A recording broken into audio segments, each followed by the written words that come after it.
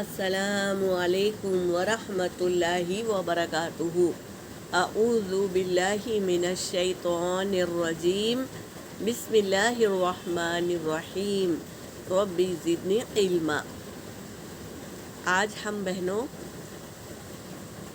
ایسی دعاؤں کو یاد کریں گے جو ہمارے انبیاء اور ہمارے نبیوں نے پڑھ کر اللہ سے عافیت مانگی تھی۔ تو ان دعاؤں کے ذریعے ہم اللہ سے عافیت مانگیں گے۔ کیونکہ کبھی بھی ہمارے ساتھ حادثہ ہو سکتا ہے اور ہمارے ہاتھ، ہمارے پاؤں، ہمارے کان یا ہمارے آنکھوں میں کوئی تکلیف ہو سکتی ہے، تو کیوں نہ ہم اللہ سے عافیت مانگیں۔ ہمارے اعضاء جو اللہ نے ہمارے اعضاء بنائے ہیں، ان اعضاؤں کو عافیت سے رکھنے کی یہ دعائیں ہیں جو ہم یاد کریں گے اور عمل میں لائیں گے انشاءاللہ۔ اللہ تبارک تعالی ہمیں سننے سے زیادہ عمل کرنے کی توفیق دے۔ تو یہ دعا کو یاد کریں گے اور عمل میں لائیں گے۔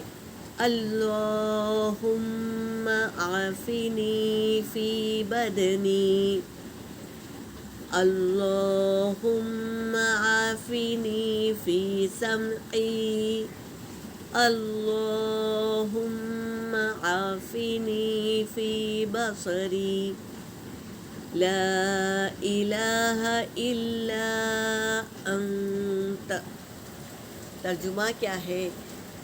الہی مجھے میرے بدن میں، اللہم عافینی فی بدنی، میرے بدن میں عافیت دے۔ اللہم عافینی سمعی، الہی مجھے میرے کانوں میں عافیت دے۔ اللہم عافینی فی بصری، الہی مجھے میری آنکھوں میں عافیت دے۔ لا الہ الا انت، تیرے سوا کوئی معبود ہی نہیں ہے، تو ہی عافیت دینے والا ہے۔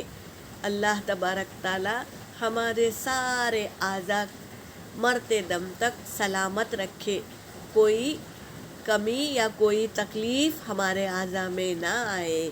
تو اللہ سے عافیت مانگیں گے تو اللہ ضرور ہمیں عافیت بخشیں گے۔ اللہ تبارک تعالی ہمیں سننے سے زیادہ عمل کرنے کی توفیق عطا فرمائے۔ آمین یا رب العالمین۔